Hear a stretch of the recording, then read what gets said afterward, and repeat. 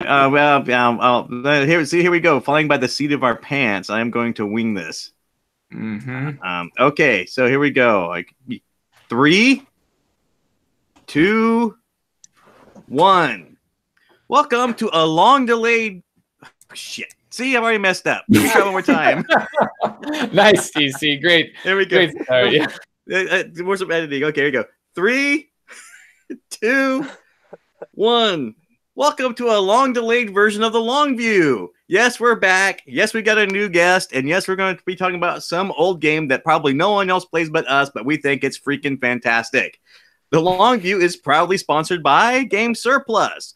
Please go to Game Surplus to buy your stuff. Great stuff. Carmen and Elaine does good stuff. And we've had some stuff in the guild. People asking what my daughter's actually saying when she's doing the introduction. We're going to leave that a mystery. That's a mystery. You can just interpret that for yourself. It's like a David Lynch movie. You really don't know what it means, but you can interpret it a number of different ways. There we go. How about that? It means Smurf stuff to me. Like a combination of Smurf and stuff. You can buy your Smurf stuff at Game Surplus. Yeah. Surf. And if Surf and turf. Anybody who has kids know that if you ask them to participate in stuff, they're going to do their own thing and you just roll with it, which is exactly what I did. So tonight we have a nice special guest. Would you like to introduce yourself tonight? Yeah, I'm Dylan. First time on, and I'm a big fan of you guys. I love your podcast, and grateful to be on here tonight. I'm excited to talk about this game.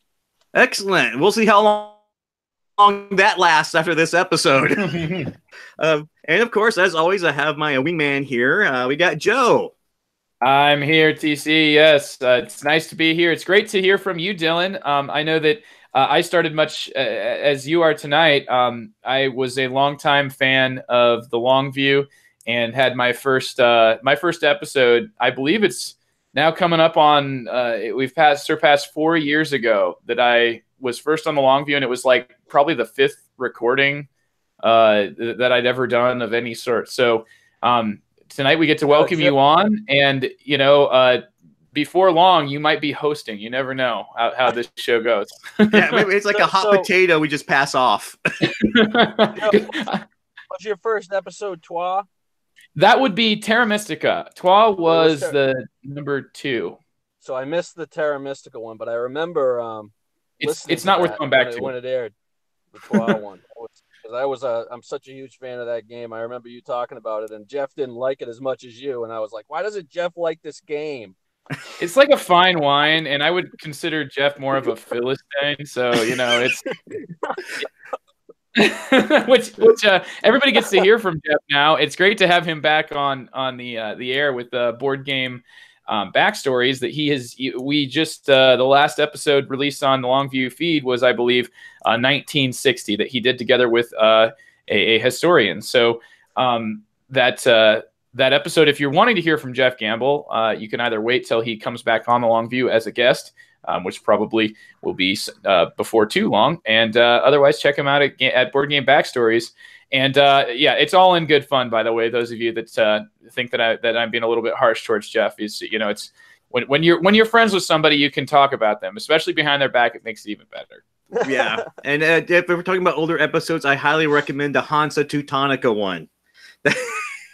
Oh boy, yeah. When TC and I first met, that was a moment, right? I was once again on the fritz, defending myself from the onslaught of Jeff Gamble, who decided he did not appreciate a game because it was €2. It was like he was going to be the seriously, this game has no soul. Yeah, and that was the start of the. Probably felt at that point a feeling of of camaraderie, TC, because it sounds to me like you are used to taking some crap for the games you like. Yeah, well, I'm always taking crap for the games I like. I'm used to that. But that was the start of the food pun insults. So if you ever wanted to, bad food puns. They have to be bad. So apparently Mottainai is going to be kind of like a game, like a sushi roll, except instead of raw fish in the middle of it, it is actually just ketchup sushi. Yeah, Yeah, that guy. I think that particular episode, I did not stop laughing the whole episode. I had to like mute the microphone. It was outrageous and awesome. And after that, I immediately asked Joe to join me for the long view. Like sight unseen. I didn't care. Yeah. Yep. TC can smell a dumpster fire a mile away and wants to jump right in. So anyway, Dylan, that is not in any way an indication of what you're going to be doing on this episode. I'm excited to be here and talking about Mottainai, a game by Carl Chudyk, who, to the uninitiated, Carl Chudyk is like, you go and spend, $15-20 on the game. It's a small game. It can't be that complex, can it? Right? Yeah. These are games that tie your brain in knots, and they do so with 55 cards and a couple of mats. And even some of his lighter games, like Red 7, gets a lot of repeated play from gamers that are used to playing many longer, heavier, more involved games. So Carl Chudyk is certainly tapped into an interesting and popular part of the market where, small box game, but lots and lots and lots of replay, lots of depth.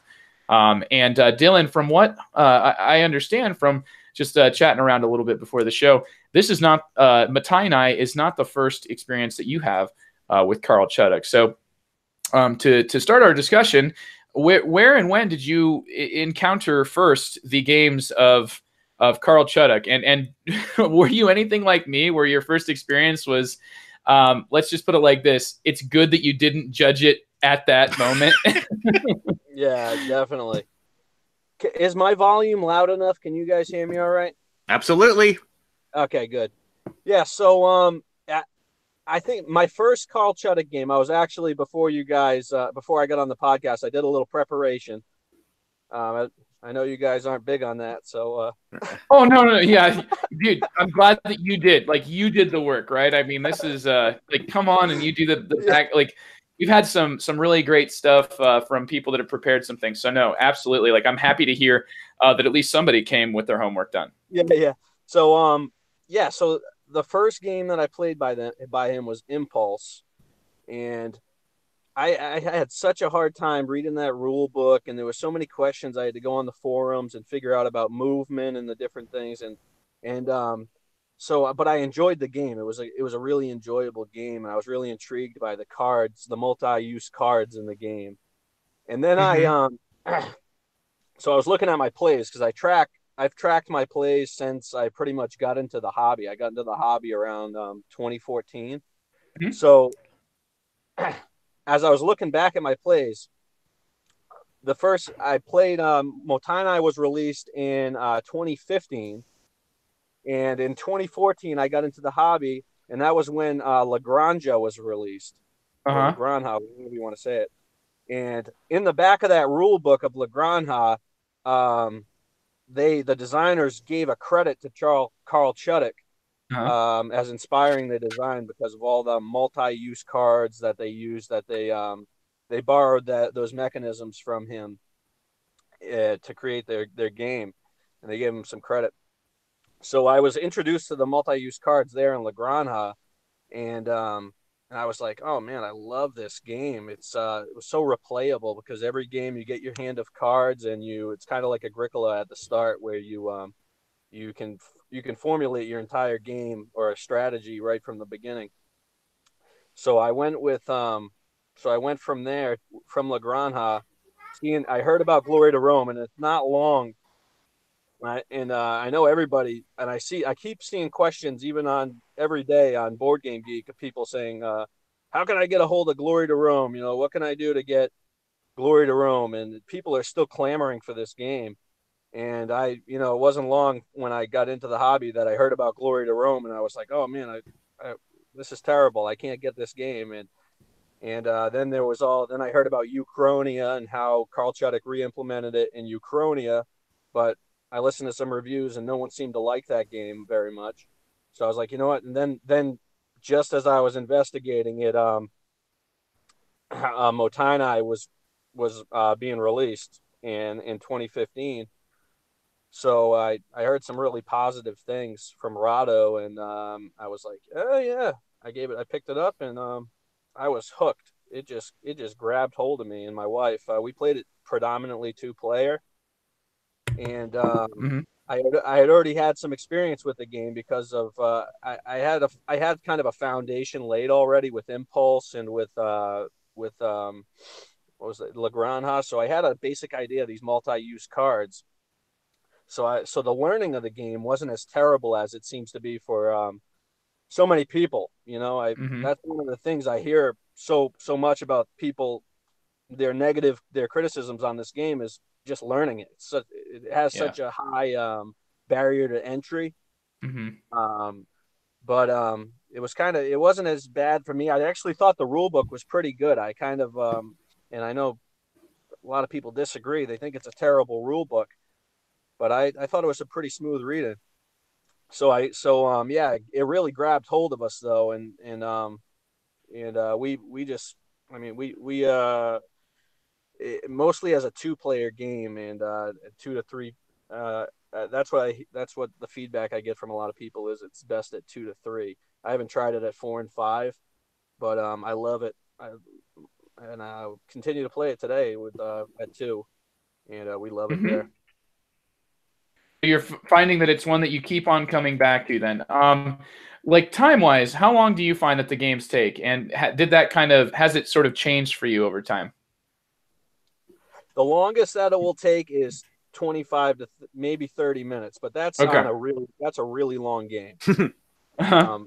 You're talking, I mean, once you know the game. If you don't know the game and you're playing with all new players, you're talking at least, if it's 3-player game, probably 30 minutes. But if it's a 2-player game and it's your maybe your 4th or 5th game, you're starting to get in between 20 and 30 minutes for the game.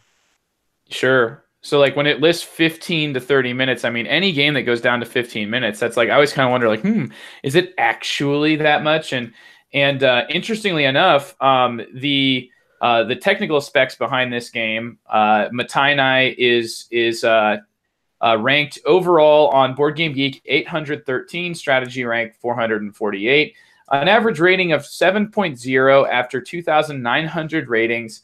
And the weight, which I think is kind of a remarkable thing, the weight is 3.07, which when compared to Glory to Rome, which it supposedly re-implements, it actually increased the weight, or at least the audience believes that the weight is increased from a 2.93 to a 3.07. So slight, but still, I mean, if you're going to take the play time from Glory to Rome's 60 minutes down to 15 to 30 minutes, increasing the weight of the game to me sounds like a pretty remarkable feat in and of itself. So that's interesting. I didn't know it increased. That's interesting. And this is all based on, like polls and stuff. So it could just be that the audience is more baffled. Yeah, like or at least the audience. I was thinking the same thing. Whereas like Glory to Rome, a Roman theme might, just kind of attract in general an audience that's looking for something and expecting something to be a little bit more complex. A game that's specifically with the title Mottainai, it actually means every little thing has a soul. Don't waste. So it's, basically actually makes a lot of sense. Yeah, I mean, it goes along with the theme, right? It's essentially you're taking sort of discarded materials and trying to craft them into usable items, or at least that seems to be the idea of what you are doing. And certainly the artwork would attract, whereas Glory to Rome will probably not necessarily pull in anybody from outside of who would most likely enjoy the game. But Tie-Dye might be like, oh, this game looks cute. And then you're, people who think, oh, this game looks cute, and they're about to play a Chudyk game or about to have a rude awakening into the, like it's a small rule book because it's a small blacks game. But I'll tell you right now, I read that rule book, I want to say 4 times before I even tried teaching it. And even then, still the first game that we had was like one of those, well, I think it's supposed to work like this, but like your first games of innovation. I think it is a game you have to learn by playing it. Because you can read that rule book, like you said, 4 times, but until you just stumble around and pull the levers and try to figure out how these things work and operate, and you're still going to miss quite a bit. Like covering the cards is something just people do not pick up. what it means to cover a card that you know, and that whole thing is next level play. And people don't usually get there until game 3 or 4. And then in today's gaming world, you know, it's rare to see when people get 3 plays of a game. You know, most people, if you know, they'll. Oh, yeah.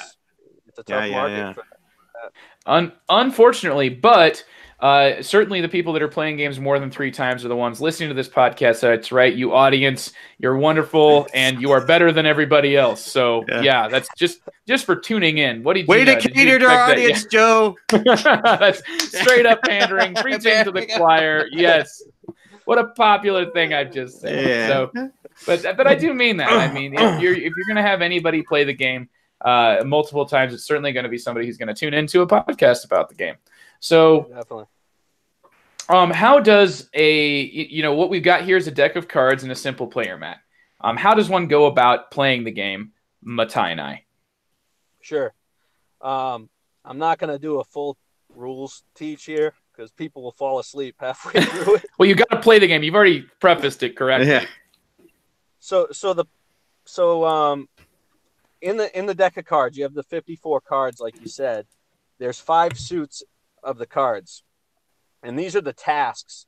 Now, you are a monk, and you're going to set yourself to a different task every day. Now, some days you might just stay inside and pray, and sometimes that's the smartest thing to do as a monk. But other times, you're going to do a clerk action by playing a card on your turn. You of these 5 suits, you're going to choose one on your turn. You're going to tuck it as your task. And then before you do your task, it's going to go and you're going to be able to do everybody's around the table. Now, typically, it's probably only going to be maybe 2 other players unless you're playing a 4 or 5 player game. But so planning and taking advantage of your other players' tasks is a big part of the game. But you can basically the goal of the game is to complete 5 works on either side of your temple. So once you do that, the game ends immediately. And the way you do that is through these different actions. So it could be one of the ways is to do a smith task. And so you do the smith, and you look at your hand. Every card in your hand has a cost to complete it, 3, 2, or 1. So that tells you how many cards it needs support for to complete. So if you have 3 blue cards in your hand or smith cards, and then you can complete a smith work because you have 2 cards supporting it. And then you can place that card on either the left or the right of your temple. And that's going to give you, every card in the game is unique. So you're going to have then from that point on, you're going to create some new ability that you'll be able to take advantage of for the rest of the game. So as you do this, you're building up. So you're trying to form these combos in between all of these cards. And you're also watching what the other player's doing to not give them the tasks that they need. And you're trying to take advantage of their tasks as well. So it's a very interactive game in that way, which is one of the things that I really enjoy about it. But yeah, that's basically. I mean, I could go on and on about the rules, but typically, even when I teach the game, people stop paying attention. Sure. Yeah. You just cannot. That is one of the hardest parts about this game, and I don't want to be negative. I'd sound negative about it because I love this game. It's probably my in my top 10, but I'm not going to deny the fact that it is just hard to teach people and bring people into this game. And like you said, Joe, I mean, it doesn't have that Roman theme where at least, you get a bunch of guys together. You say, hey, what are we playing? Well, let's play about Rome and talk about, you can do the Legionnaire and try to, take each other's cards and stuff. It has no appeal like in that way. What do you say? You get all the boys together and you say, hey guys, let's play about a monk. Let's all be in a monastery and pray together, Yeah, we're gonna make a bell and a scroll and a pen, and you're gonna make some nice dice. Yeah, and you're gonna pray a lot. And so look at that quilt. Yeah, so I brought this game to my my 13-year-old brother-in-law, and he loves like Blood Bowl and all the tactical skirmish games. And I was trying to show him this game, man. It couldn't be done. I mean, didn't slow down enough for you, huh? It is hard to get this game to people, but it takes that investment. And if you're willing to put in that investment, and you have a 2-player partner or a 3-player group that you can play this 4 or 5 times, it's only a 20-minute game once you get a hold of it. You'll be well rewarded if you're willing to persevere through that. Sure, yeah. Once you get games, it sounds like that learning curve is tough to surmount, and like that's. I think if anybody listening to this has if there's any homework I can assign our listeners, certainly check out the Longview episodes of Innovation and Glory to Rome. I feel like I've listened to episodes on that. Maybe I'm imagining it. Maybe it was a dream world, but I feel like there's been an episode on Innovation. I believe there's also Glory to Rome prior as well. So certainly anybody who's played other games for Carl Chudyk are going to going to understand that, like, that's kind of what you're going for here, is a small game with a lot of depth and really, like, knowledge of the deck is a key component towards being able to really even play the game to start with. So I think, like, what you said about needing to play to really learn the game is even more important than just, working out the mechanisms. It's about, like, actually reading some of the cards, because some of those cards, or at least understanding that some of those cards exist, is kind of a clutch concept, because I mean, some of them, and this happened to me in a game of Glory to Rome, and I think I've only played one game of Glory to Rome, and I do not judge the game based on this, but there was kind of a strange, like a card that just was like, if I do this right now, I win. And everybody at the table, except for the player doing that, looked at that and just thought, that just seems like a load of crap. Like, no, we've been playing this game, and here we are, like, almost about to finish and count up points, which we've all been working towards, and you're just going to be like, I win, and you're doing something that seems fairly easy to pull off. At least we could have all pulled it off had we drawn that card. So it was like, it's weird. But there are certain cards that say something like, hey, it's a turtle, and if you craft it, if you have a work of each type of material at any time, you win. Yeah.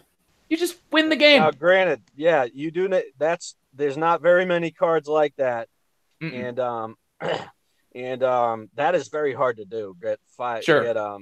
Get 5 works of each color. It's hard. It's very hard to do. I've never seen it happen, actually. You've actually never even seen that work. Okay, so that's more of just a scary thing.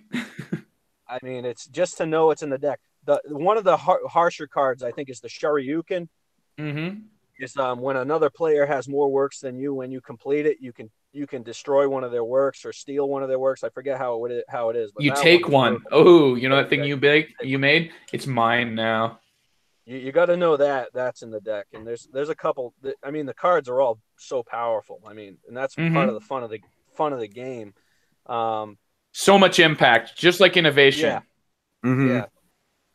And I haven't played Glory to Rome enough either to get a good comparison on it. I don't know about you, TC. Have you? Do you have any experience with Glory to Rome? No, I haven't. The biggest reason I played Mottainai is because that was the easiest alternative to Glory to Rome at the time. And if Jeff Gamble ever does a board game history, I'd love to hear one over Glory to Rome, because that hears so many stories about what happened to that game and the reprint and everything. It just sounds amazing. Oof. But honestly, the Chudyk game I've had the most experience with is Red 7, and then Innovation, and the few plays of Mottainai I've had. The thing I really enjoyed about it is, again, you said that that there's an incredible depth to this game, and you just have to play it to learn how things work, and you just gotta, like, pull levers and stuff. And usually that seems like a daunting endeavor, but when the game there's only like 20 to 30 minutes of play, it really lends itself to playing back to back to figure things out. Yeah. And the first my few plays I had of it were not just one-time games. We sat down, we played it like 3 or 4 times in a row just to figure out what this thing was doing and how to do what we needed to do to win. Mm-hmm. Yeah. Mm-hmm. And you'll see that it divides people too. Either people love it or they hate it. That's what I call the wreck syndrome. Yeah. It's hard for it to give a good first impression because of the theme and how abstract the rules are. Because the rules are so abstract, it's it doesn't have much going for it in that first impression. But I think that's why a lot of people give up on it so easy. But it doesn't have a lot of table presence, right? It doesn't pop out with like artwork or components or anything, because it literally is almost just like a deck of cards and a player mat. And usually when people get distracted with like, big minis and plastic pieces and stuff, and if I remember, Mottainai doesn't even have the artwork. It's functional, but that's not that's not what attracts people to the game. It's the gameplay. So if you're not really into artwork or presentation, it's really easy to dismiss this one. Just looking at it being played, you're like, oh, that looks weird. You're tucking cards left, right, up and down, doing weird stuff. And, there's I can't see a theme on it. So I don't know. You're saying it's monks, but I don't see type of thing. Yeah, and so I've seen people also dismiss this because of the presentation of it. Add that with like this weird gameplay, and it's just like, nope. Yep. They just shut right down on you.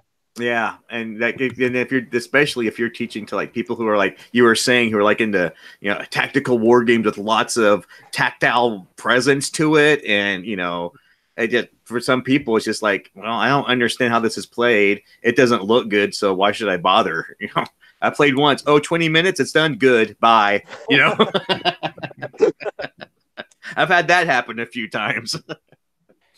Yeah, and I really think that, the long view is podcast is basically dedicated towards getting under the surface, and a lot of what makes Mottainai beautiful is what's under the surface. So, right. Of the different actions in the game, Dylan, how do you generally how would you approach, you get dealt your first initial hand of cards? This game it advances very quickly, and from what I understand, much more quickly than Glory to Rome.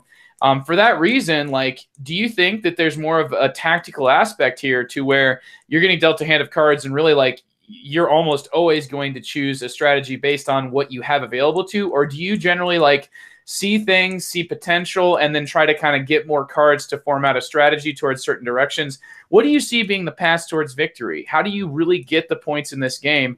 And how do you also try to balance that together with, as you mentioned, the high level of interactivity that the game mechanisms and the way that you're sort of following opponents in the actions they take? How do you just try to fit all this all together and solve essentially the puzzle?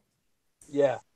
So that's my favorite part about the game, is when you draw that first hand of cards. I think it's awesome because you draw that first hand of cards. The first thing I'll do, and I got a hand of cards in front of me. I'm looking at it. I know you guys can't see it very well, but I have 5 cards here.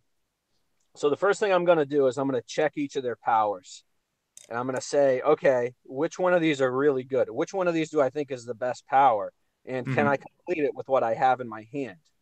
So generally, the easiest ones to complete are the pink cards or the clerk cards, because they don't require any support. You can just, if you have 2 clerk cards in your hand or 3 clerk cards in your hand, all you got to do is play it as your task, and then you can craft it as your action. Craft the other one as your action. So basically, when you do a clerk action, every action in the game, all the cards are multi-use, but even the actions that you do underneath the temple mat, the actions are multi-use. An action can be used as a prayer action. It can be used as the action that the card is, or it can be used as a craft action. So when you play a clerk and you do a craft action with it, I'm showing you guys the card. I know you guys can't even see it that well, but when you do a craft action with it, that's really good, because at the start of the game, there's nothing for your opponent. The clerk, what it does is it moves a card from your craft bench to your sales. And at the start of the game, your opponent doesn't have any cards in their craft bench because the game just started. So you're not giving them anything from playing this unless they have a unless they have clerk cards in their hand too, which they probably do. So when you play the clerk card, then you craft it, then you've got your first workout, and that's generally a pretty safe way to start the game. Mm-hmm. Another safe way to start the game is to do a monk action, because if you have a monk in your hand, then you're going to get the most.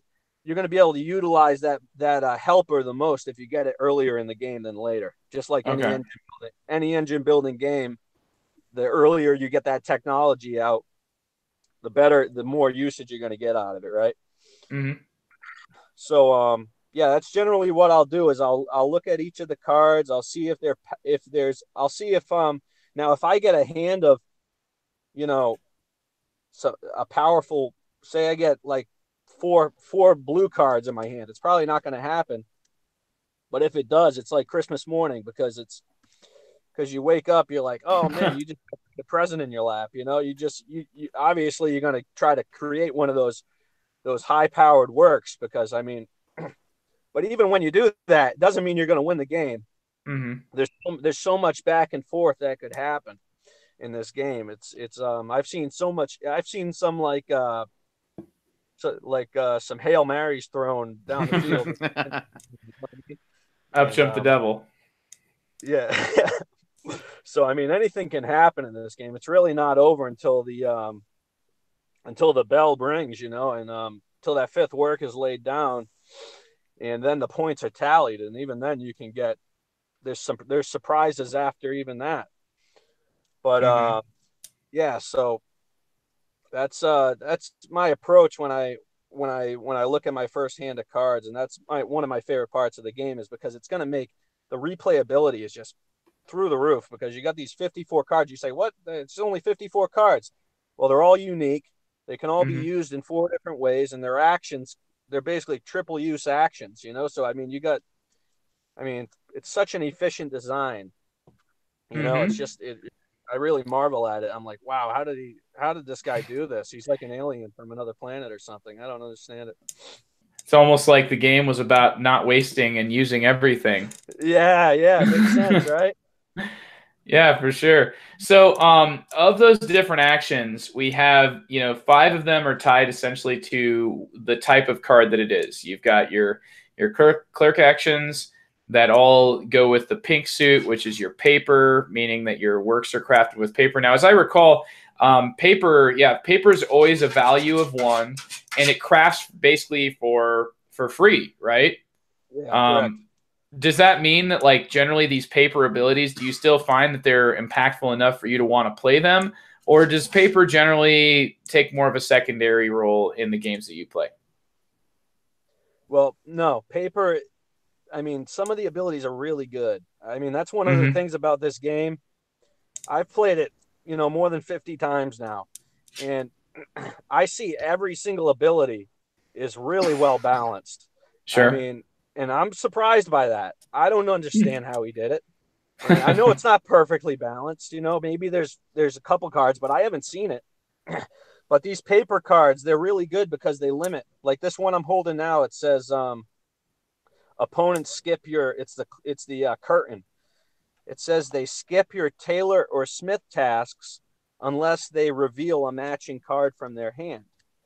So what that's doing is it's limiting your opponent right from the start of the game, that now they know that they're going to have to clog up their hand with cards that they might not need just because you completed this work right at the start of the game. So you're already starting to limit them as to what they can accomplish.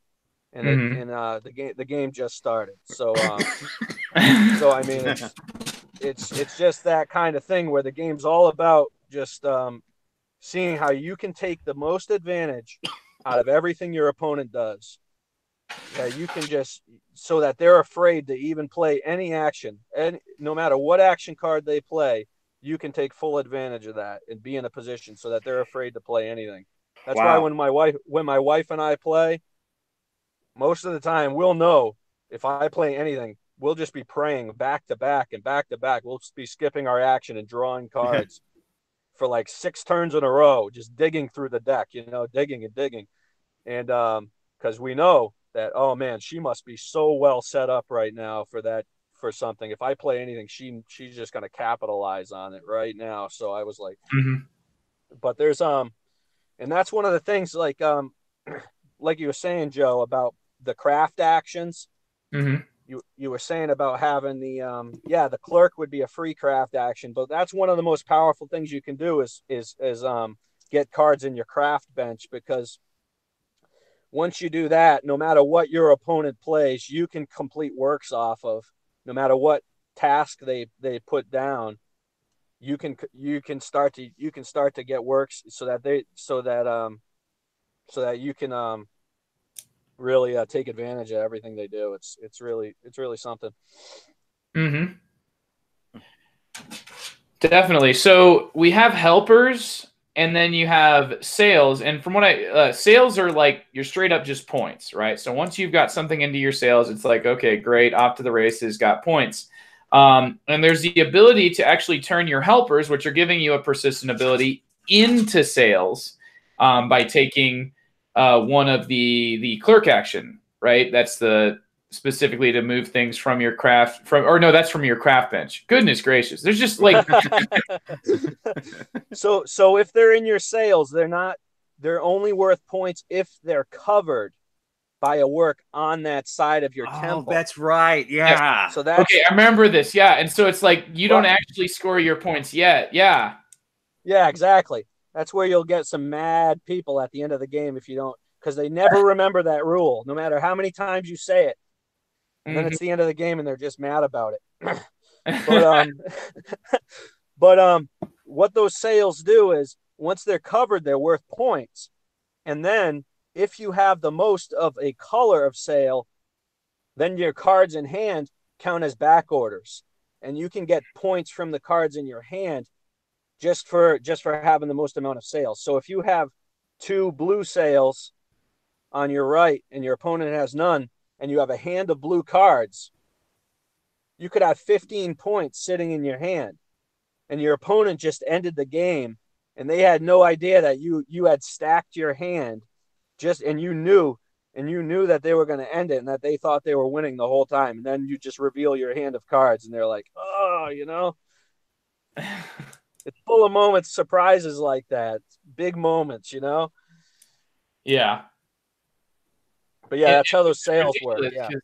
You're talking about, a game that's on such a smaller scale than even, say, something like, everybody's favorite little card game, micro game, Race for the Galaxy, like an engine building style of game. I find Carl Chudyk's games, though, to be, to not have exactly just a engine building feel. I feel like you never know what's going to be the right path through the combination of cards that have been laid in front of you, cards that are in your hand, and the abilities tend to always cause you to reassess how you're currently using a card and whether or not you can either just give up what you work towards getting it there for, turning it straight into points and foregoing whatever it's persistent, if there is a persistent ability of some sorts. Every single turn, I'm looking at my cards and thinking like, okay, you remember that thing that I thought I was going to do last turn? Probably not the best thing for me to do anymore. Yeah, it can be very tactical. And, the game is about mitigating that in a lot of ways, and trying to figure out how to best control that chaos, and whoever does that the best is really the winner. If you can just play your odds and increase your odds of success, and there's plenty of ways to do that. And, but you might do it too much and waste time and then lose.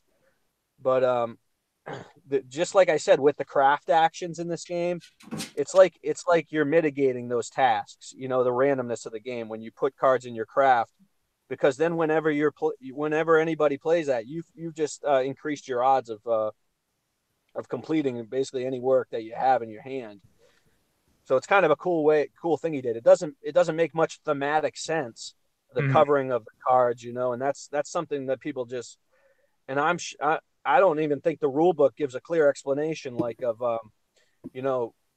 does it mean that the works you complete cover the sales, or that the works, if you could put your work that you complete on the other side of the temple and it covers your helpers, now you get twice the amount of help, twice the double the strength.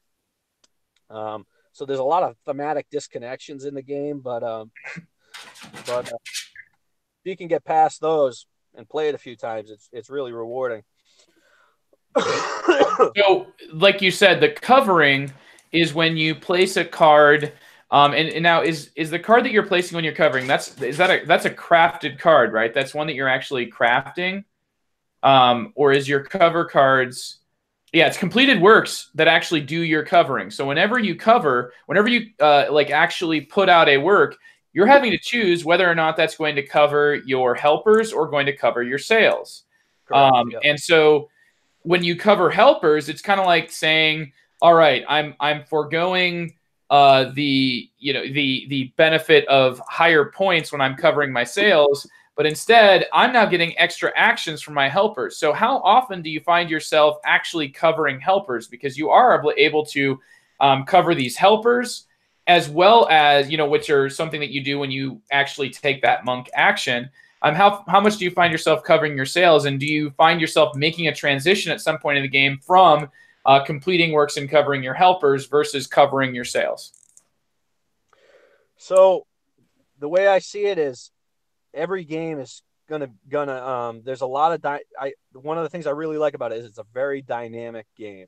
It changes so much from game to game, but I do see some patterns from game to game, and what I see is that usually the game it needs to be it's most of the games don't go long enough for there to be much covering at the 2-player level, at least, that I'm seeing is the games don't go, they're over a little bit quicker than that. You can cover most of the games that you cover the helpers and you're able to take full advantage of them. Now, some of them don't. If you play the long variant, you can play the 6 works variant where it depends on either side. The game ends when you get the 6 works. Then you're going to be seeing more of those covering of the helpers and more of those covering of the works. But in the 5-work game, you're still going to be seeing that, but it's going to be more of a rarity. And when you do see it, it's awesome because you're going to be getting such explosive turns and on the helper side, and on the sales side, that's more of a common thing, covering the sales. Yeah, that I've noticed than the helpers, because you invest a lot to get those sales over there in the first place. It's a big investment to get cards into your sales, because not only do you have to do a Potter action to get the card from the floor to your craft bench, you also have to do a clerk action to move the card from your craft bench to your sales. So that's 2 actions to get a card into your sales. Yeah. A lot of the works you complete will also transfer cards from the floor to your sales too. So that's a free way to get cards to your sales. But otherwise, you're spending 2 actions. Whereas the monk, you're only using a monk action, 1 action, to get cards into your helpers. So it's twice the amount of investment to get a card over into your sales.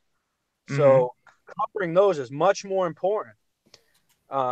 Your helpers, you generally don't need 4 actions of anything or 5 actions of anything unless you're just going to end the game. Say you have 5 monk actions. Generally, the floor doesn't even have 5 cards on it to take. You could pray 5 times, and that would be awesome because you could or take a helper and then pray and then get 4 more cards. So you'd be able to kind of dig through the deck and get what you want. It's good to have a lot of actions, but generally I don't see the helpers being covered as much as the sales, maybe because of the investment of getting them over there in the first place is so much. Sure, and really the driving force of the game is to try to get sales and then to get cards that cover those sales so you get points for those sales. But, so if you've, as you mentioned before, taken all those actions that are essentially the point of the game to get those points to finally get cards over to your sales, you think, okay, I'm good. And you don't have a card to cover them. And you end up in a position where you just straight up can't actually, none of them are actually worth any points because you haven't covered any of them. And that can be really frustrating. Now, to distinguish, when we say cover, every time you craft a card, you're going to place it on either the left or the right side of your board, not actually physically covering any other cards per se. But when we say covering, it's this idea that once you craft a work, that enables you to sort of, I guess, that gives you a sales pitch or something. So you can sell the rest of your actual just materials as though, like, it's almost like you're saying, hey, everybody, I've got this metal to sell you. It's just heaps of metal, but I've got a beautiful shuriken that you can craft it into. And would you like to buy one for the low, low price of 3 points? And and on top of this, you actually also have back orders. And that's what's just so strange about this game. I mean, in this game, you're monks, but it's like you're monks that are extremely capitalistic in what they're doing, because they're really trying to get this stuff, this stuff that they've, essentially found probably from refuse, and get it in the hands of people. But then they also need to sort of train people into exactly like, what should I make this into? So yeah, like whatever cards are left in your hand, if you have made the most sales, even if you've not covered a single one of those sales, just the promise of all this metal available in your shop apparently gives your would-be customers an idea of what they might do with the extra cards left in your hand. So you actually get to score points for that. So those sales that aren't covered aren't necessarily worthless. They can actually be worth a good amount of points. Oh, big points. They can be worth big points. And also there's cards that give points for the helpers too. Like I think there's one card that says 3 points for the helper that you have the most of. So if you get that card dealt at the beginning of the game, and you just start loading up on helpers, you can win the game without even completing a work. If your opponent completes 5 works and then you had 7 or 8 helpers worth 3 points each, that's 24 points. You just won without even completing anything. I wonder if is it like the viticulture no wine strategy? Well, you'd have to complete that work though to get the power. All right. You'd have to complete one work. You did something. Yeah. You did a thing. Yes. Just so dynamic. That's one of the best parts is so I talked about how I got brought here from La Granja. That's another game that really grabbed me when I picked it up. I played it about 30 times, and because of the multi-use cards, and I don't typically play games that much. You know what I mean? Like usually nowadays I'm playing like maybe 5 times if I'm lucky. Because I get so distracted by new games. But that game really grabbed me, and one of the reasons why I actually got rid of it, because the designer was online and he was saying how it has a ceiling. What I mean by that is he said no one can score higher than 80 points in the forums. And it's impossible to do. And people were claiming that they scored 90 and this and that. He said, I've gone through so many play tests, no one can score more than 80 points. So every game I was scoring like 77, 76, 78. And I was like, this is kind of boring, because I'm like dancing around the ceiling the whole. But Mottainai has stuck around for me because, man, the game is so dynamic. You can win the game with 5 points. You can win the game with 5 points if you do the clerk and just rush the end. Not very fun to do. Or you can win the game. It could be an epic long game just that no one expected, where it went like to 6 works and all the way to 25 whole minutes. Yeah. Guys, it's epic. But it just went like some of these games, like you sit down to play it and you're like, oh, well, it's going to be 15 minutes long, and then it just goes on, and things the tactics keep going back and forth. And you're like, man, I didn't expect that kind of length of game there. But that's what's kept it around for me, is just how dynamic it is just the change, the variability is so huge in this game, how things play out, how they unfold. Especially once you add in the expansion, because that's another 54 cards. Oh, there's an expansion?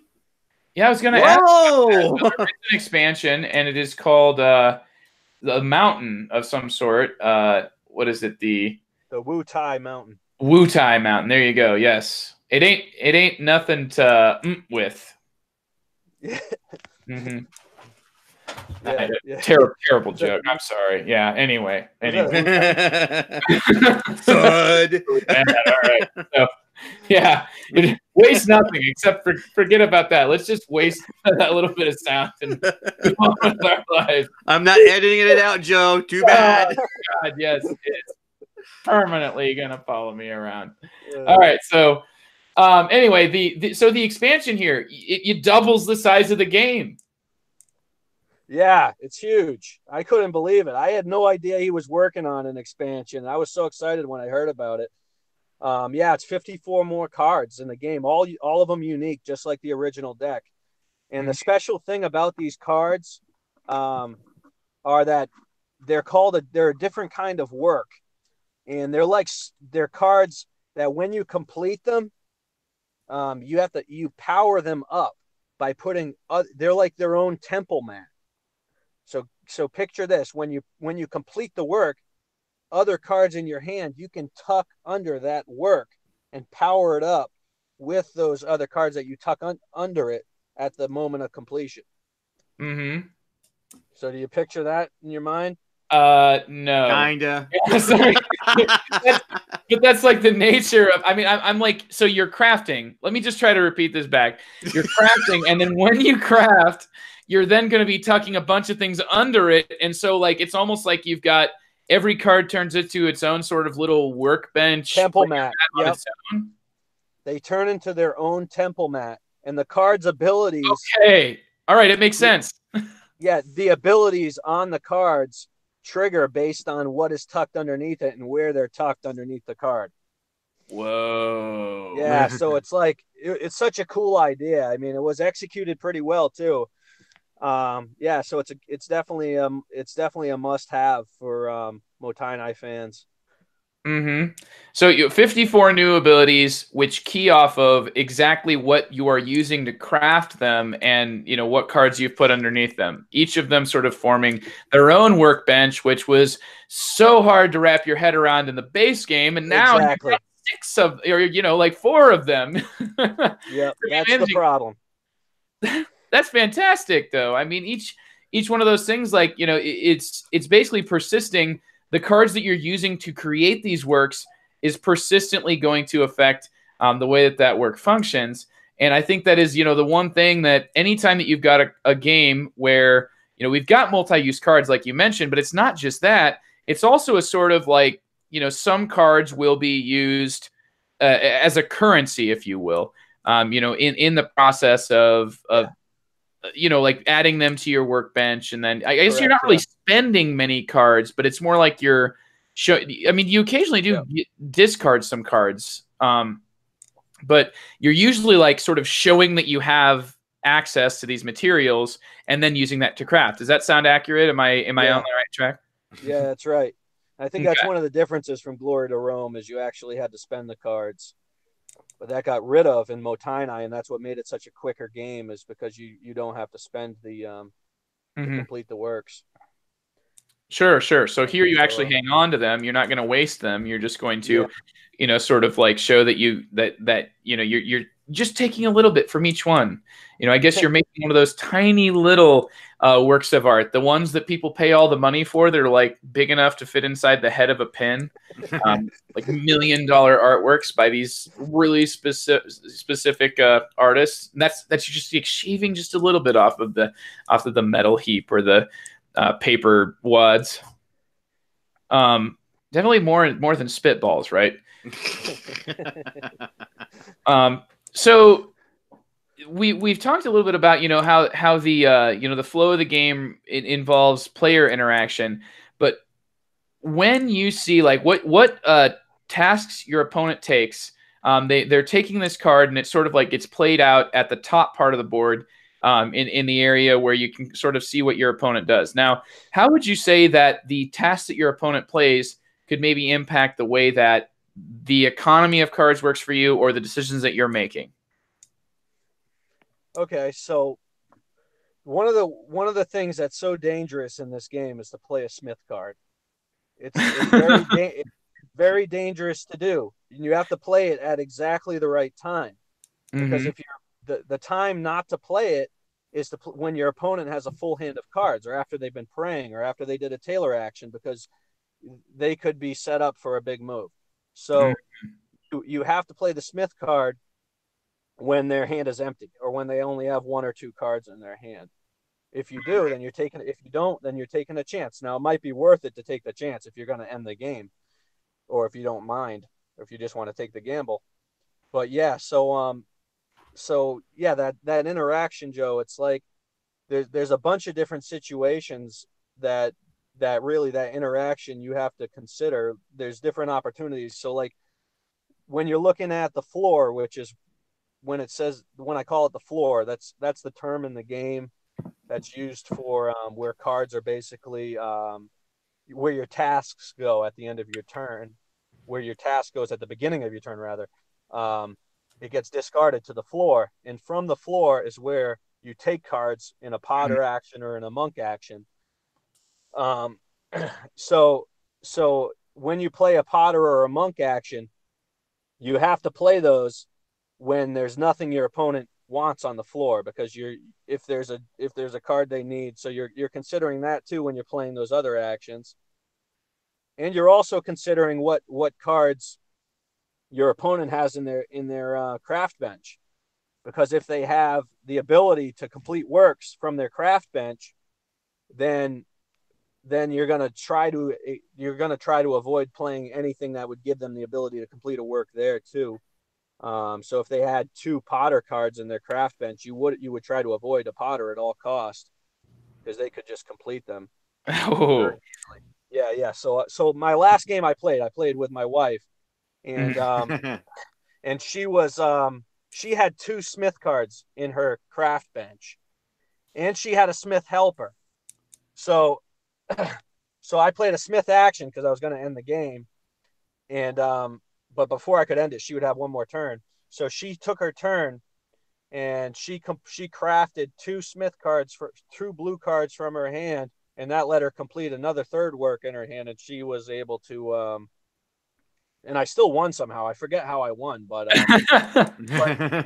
it's really. But she. Go ahead.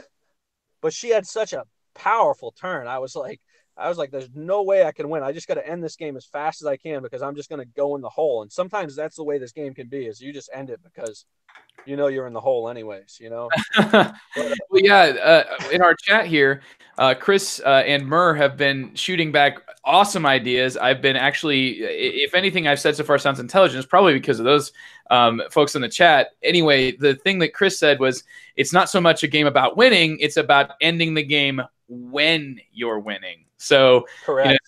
The punctuating, like when you're actually taking that game-ending action. And I do think that, like, there have been times in this game when I thought, like, man, I've been doing so many things, and I'm just counting up my points, and I'm like, okay, I've got 8 points. 8 points, and I feel like I did a lot. Someone else is like, I got 16, and I thought I was sucking. Yeah. Yeah, it's all about leveraging. It's all about leveraging the point scoring cards, if you can do that. Because say you get there's some cards that give you twice as many points for back orders. So if you don't even, I mean, you could get so many points just from back orders alone. I mean, you can end up pulling off 15, 20 points from a hand alone. From a hand of cards, yeah. That you hadn't even craft. We got so it's in storage, and oh, that is such a great storage. But it's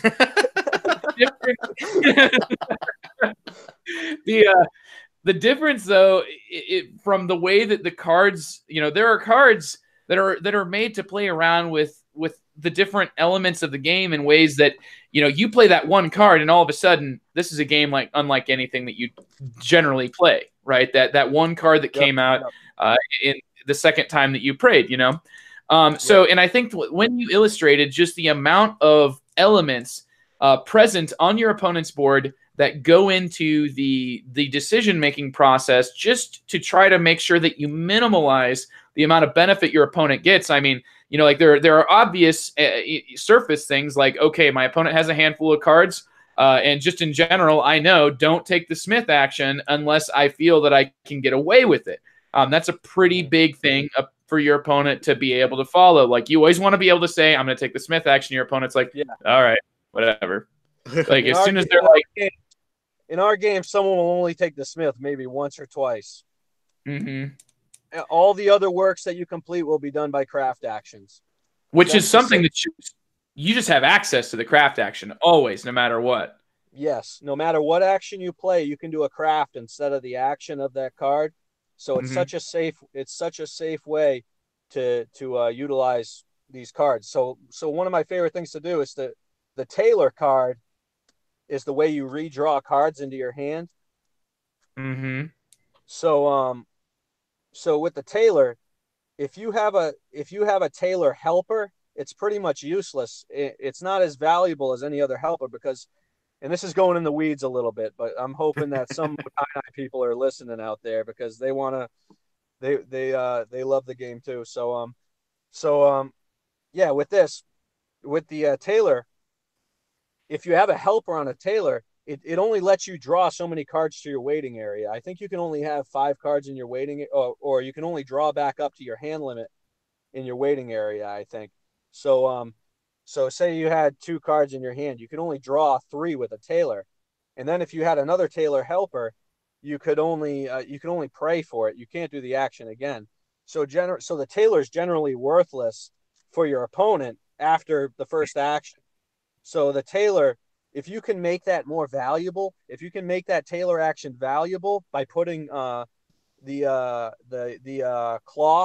Tailor cloth into your craft bench, Mm-hmm. that's great. That's a safe way to get those works completed because every time your opponent, and then you get some Tailor helpers, and you can really capitalize on anything your opponent does if you get the right cards in your craft bench, and you can make them really afraid to do basically anything in the game.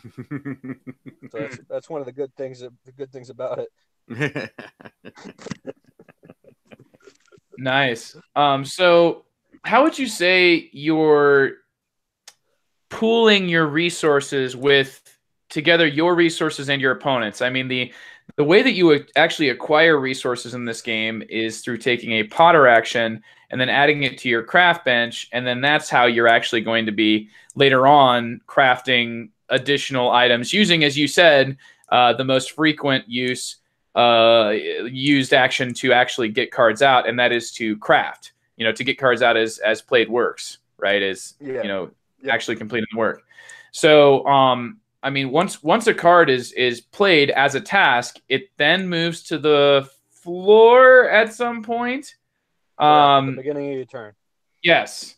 So, and at the beginning of your turn, whatever you played last turn, gets moved becomes now available to craft. So, I mean, you're also pooling resources as the game goes on, and going to be trying to, wait for the right resource to come based on which cards are already in your hand. And that's something that, you might put out a card that you're hoping to get, and you, of course, get that one opportunity to get it before any of your opponents because it comes, you have the availability for it first. Yeah, right.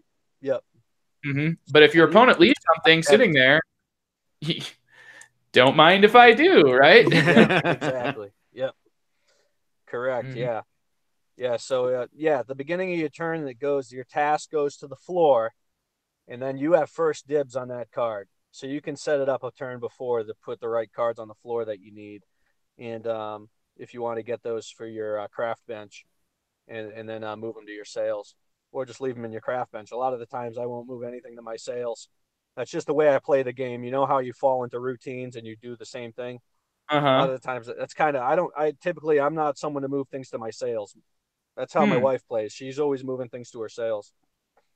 It's hard to do if you're kind of looking for the more non-conventional ways to score points.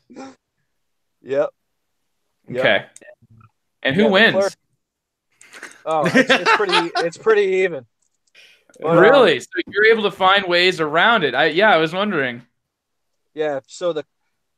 But to move cards to your sales, you have to play a clerk, and that's dangerous too because your opponent can craft.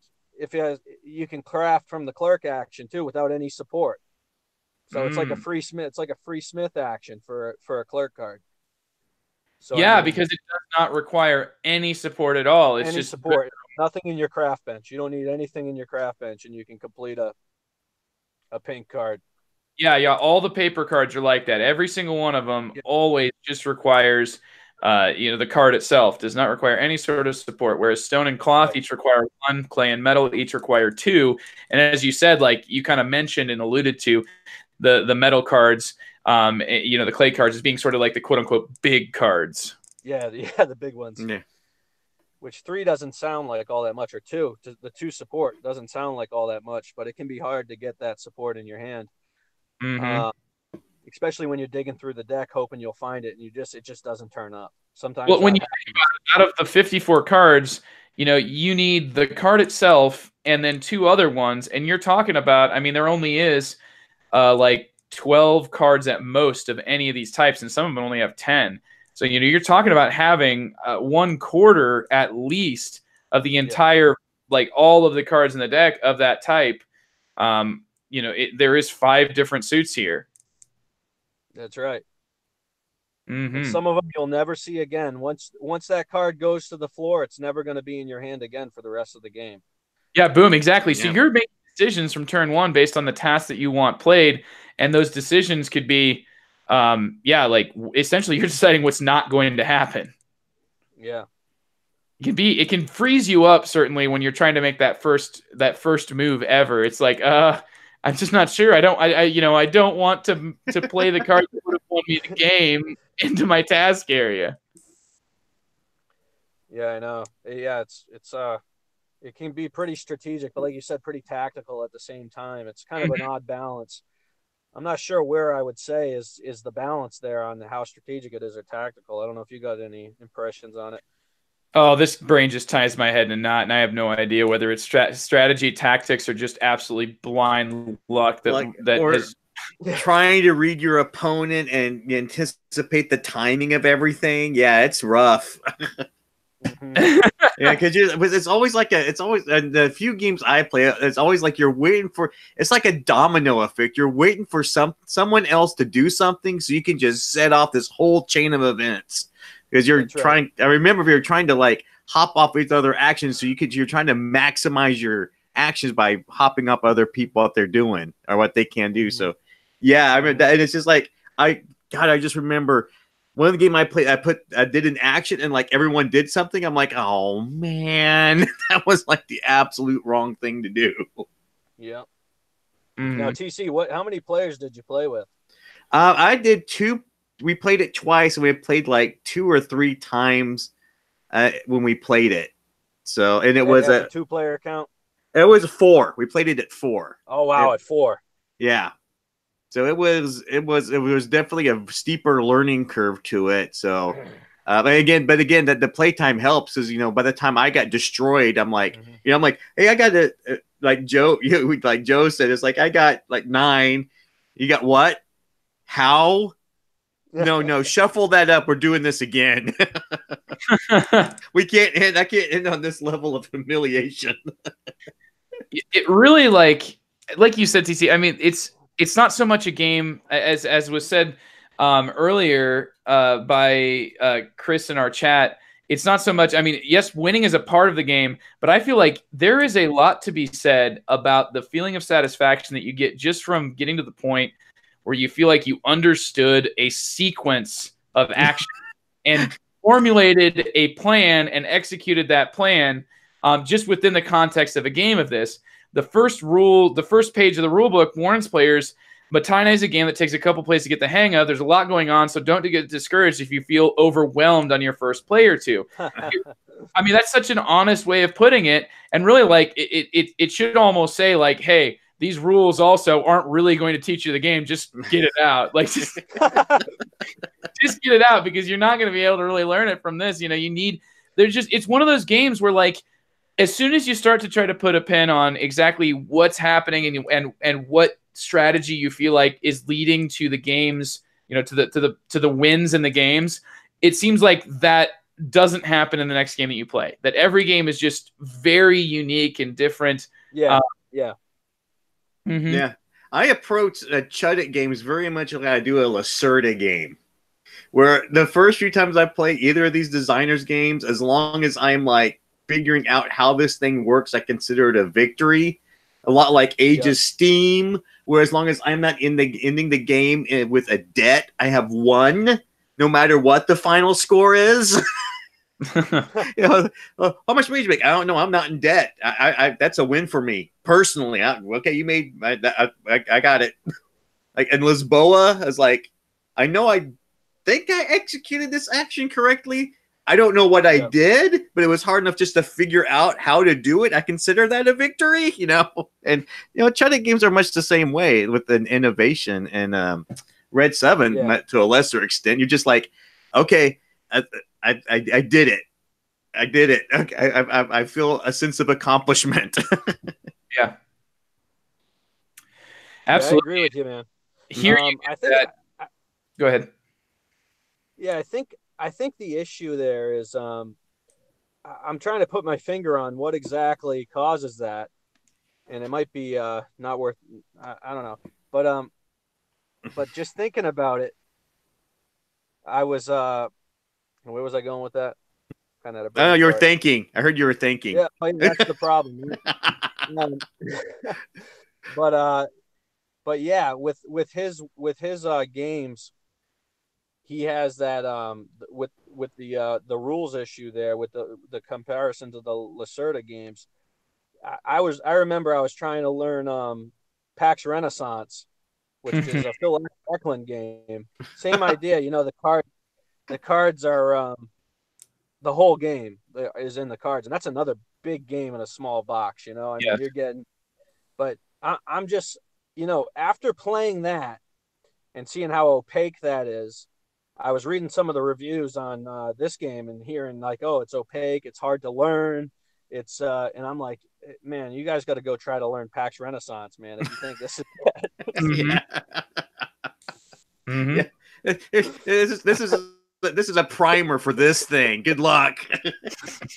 It's maybe because I think there's a few quirky rules in here that few too many for people, and I don't think they should go away. But I don't know. It's just the barrier to entry is hard. It's really hard for the game.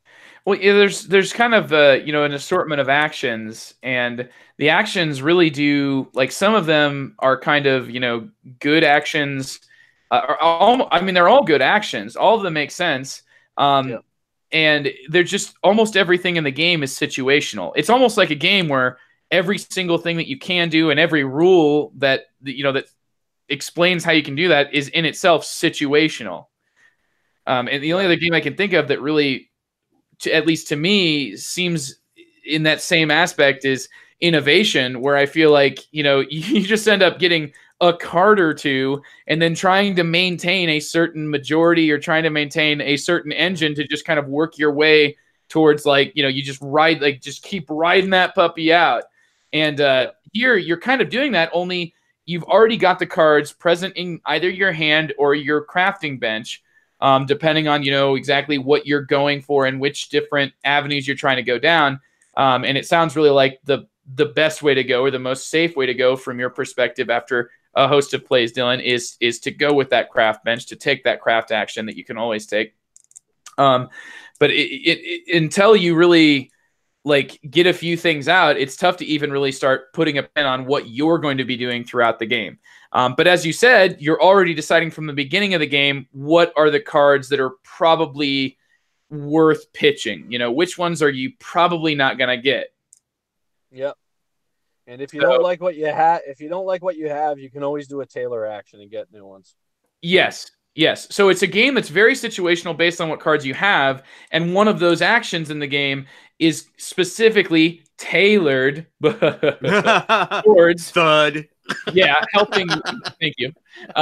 Towards helping you get the cards that you need to be able to take a different action. And would you say that it's fairly common to tailor in the game? Like, what would you say, like, majority wise? Does this happen like every single game? Have you ever played a game without really tailoring? Have you ever played a game where you just felt like you had the cards that you needed served up to you on a silver platter?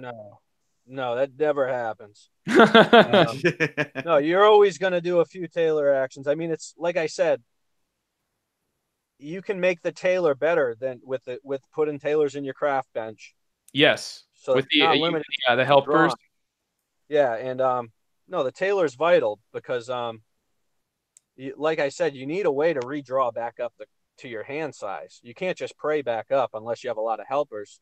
Yeah. But yeah, no, every game you're going to be doing a tailor.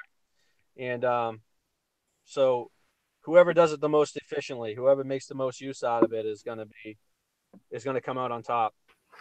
Yeah, it's how you replenish up to your hand size, like you mentioned. It's not just about getting rid of the cards that you need that you don't like. It's that's one of the potential uses, but it's actually about getting up to that. Like essentially, it's the replenish your hand action. Yeah, exactly. Mm-hmm. Yep. Wow. Well, there's a lot of bits here. There's a lot of pieces. And I think what really surprised me, Dylan, is that the expansion would be such a concise discussion. It's just like you presented how each of these new cards is essentially its own separate workbench. And it was said in our chat, it was a pretty awesome thing that I'm going to call back to, that it's almost like you're a monk starting a bunch of franchise locations. But yeah, well done, Mer. Anyway, the expansion sounds to me like it takes the core idea and turns the dial up significantly to divide your attention into these different like how am I going to make the work itself function once it's down. It's not just this work does this. It's this work does this when it has this, and that to me is a really amazing way to seem to expand the game. What we've already talked about though, that is always going to be present in what you see in the expansion game. It's just now you have a new option to do. So many options, so much discussion. How many games that are basically 54 cards and a player mat are you going to be able to talk about at this level? And I don't feel like I feel like we've just barely yet scratched the surface on this thing. Yeah. I know different abilities. There's so much. We could go through every card and talk about the strategies and when to use it. And I mean, we could go through every card individually. Mm-hmm. Yeah. I haven't done it on online already because I mean, you really could. Sure. Yeah, it's one of those where I think that we'll leave that up to our audience listeners here, because I think that's the fun in it, right? The fun in it will be figuring out for yourself where it is that each card has a use, because as stated in the title of the game, that don't waste, use everything, every little thing has a soul. Yeah. I mean, I remember when you said we were going to do this over the weekend, I said, hey, we're going to line this up and do Mottainai. I'm like, oh my goodness, I haven't played this in so long. And even if I've played it a lot, I remember it being so opaque and so much to it for just a deck of cards. I was like, oh man, this is going to be an interesting episode. This is going to be nuts.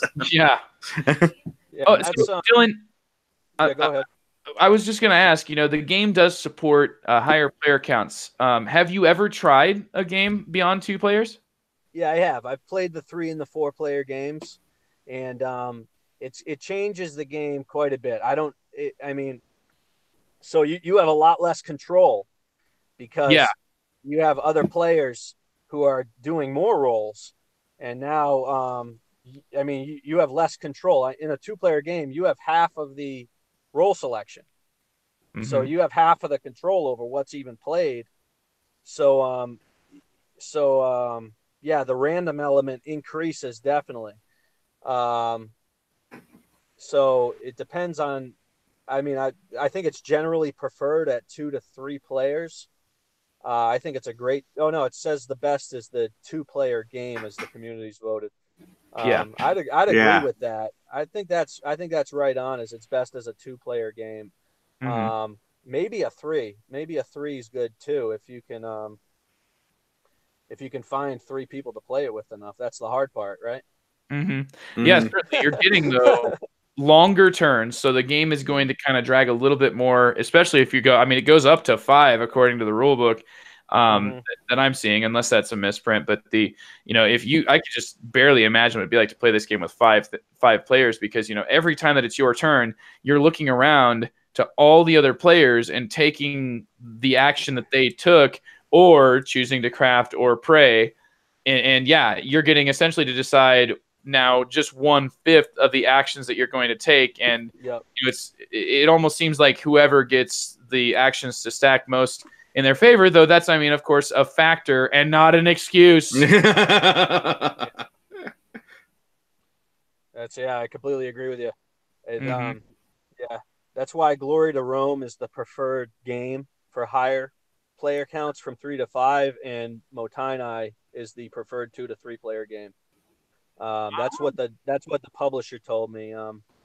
Chris Cieslik, I don't know how to say his name, but from Osmati Games. Yeah, Osmati. He was saying that this was specifically designed in the 2 to 3 player space, and not to replace Glory to Rome as the 4 to 5 player game of choice. Oh, yeah. So just to play this with, I think the 4 to 5 players, you're supposed to basically mix together 2 identical decks. Yeah. Yeah, that's right. Because when you got like the Kickstarter edition or whatever, it came with 2 decks, and that's exactly the higher. I remember that. Yeah, if you get the deluxe version, you get the 2 decks. Yeah. The large player mats. But if you get the standard mini version, then you get the 1 deck of cards. Mm-hmm. Yeah. Sure. Well, I guess we'll leave it up to the audience whether or not it's something that's worth trying with the higher player counts and stuff, because it sounds like the intended, really as it's intended, is to play this with 2. It's a very concise game. It's a very short game. It sounds like maybe that might lead to some of the sour grapes about it is, hey, I played it with 4. I didn't have any control. Hey, how like Glory to Rome. And really, like, when you look at the elements that change when you have the control of having most of the or half of the action selection and absolute control over whether or not your opponent benefits from what you choose, I can certainly see how, just from all the different aspects that you've mentioned and discussed so far, Dylan, how that 2 player count is where you have played this game so many times, and really where the publisher the designer intended for it to be played at. Yeah. I mean, we love it as a 2-player game. It's probably our favorite. I'd say it's my favorite card game. I mean, I don't think anything comes close to it in terms of efficiency of design. Like your series, Joe, the Salin coefficient. Hey, that whole series is about. I mean, you could summarize it better than me, but it's about packing a punch. Packing that deep experience into a concise package. Absolutely. I haven't found a card game that's done it better than this. I mean, that PAX. I mean, maybe you could argue PAX Renaissance or some of the PAX games, but I don't even. I mean, those games are so opaque. I mean, I can't even play them. Well, really, they do kind of share a bit. At least to me, it's not that they. They're totally different oceans, right? But those trenches are, the deepest trenches that you can get with a deck of cards that, where the knowledge of the deck, even just the knowledge of the composition of the deck, and there's just so many different levels of, like, there's different planes of being able to understand and play the game. And I'd say that maybe the first like surface plane here in Mottainai is, as the rulebook even warns, frustrating, and you're going to feel confused and like you're not sure exactly what's going on. Certainly the same in PAX Ren.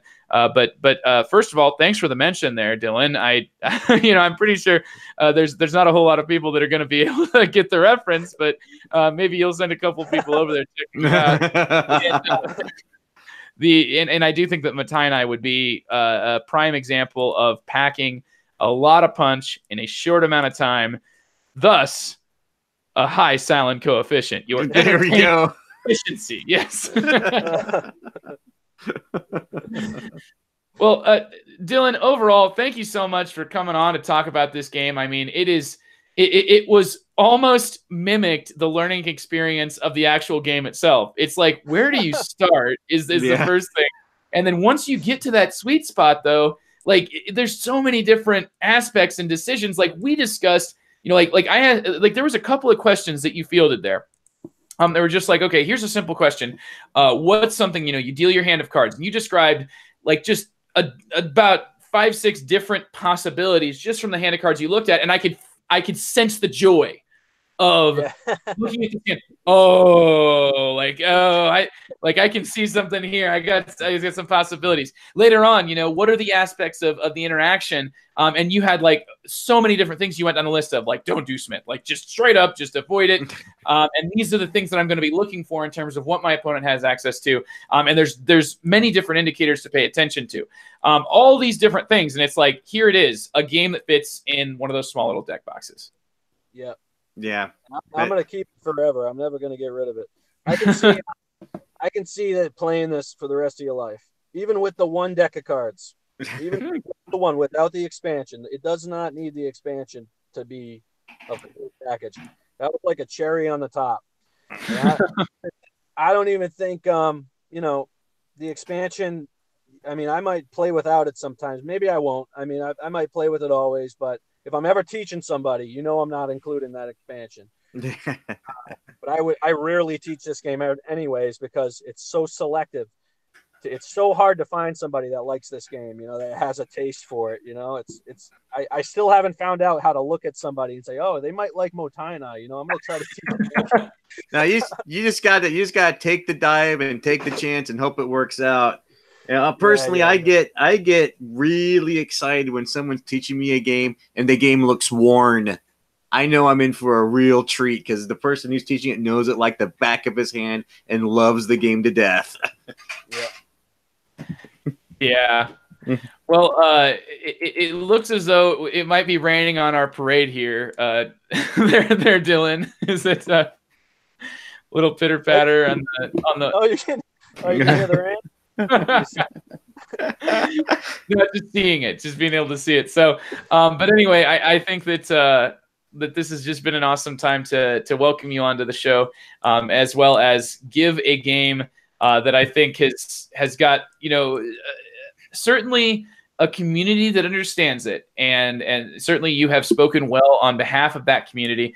We've had some help in the chat here, I believe, from others that understand it as well, and I think, though, that there certainly was an initial, at least an initial, and maybe even a continued sort of how it could be sort of a trap towards people that are either looking for a game that's just like Glory to Rome, where it would play at the 4 and 5 player counts in a similar fashion, or a game that's like, oh, it's simple and cute.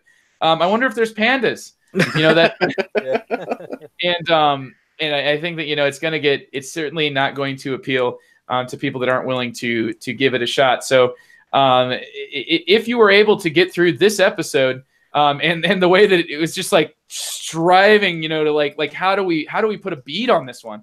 I really think that you're going to find that Mottainai is exactly what it should be, and that's why I think, Dylan, it's great that we struggled towards describing it, because we're going to be honest and attracting the right type of people who are willing to put in that sort of effort, right? That aren't just going to this game is going to be fun and bust it out and expect it to be a great first experience, because it really is going to be a learning experience. So all in all, it's a resounding success here that we've had talking about Mottainai, and I thank you so much for coming on the show.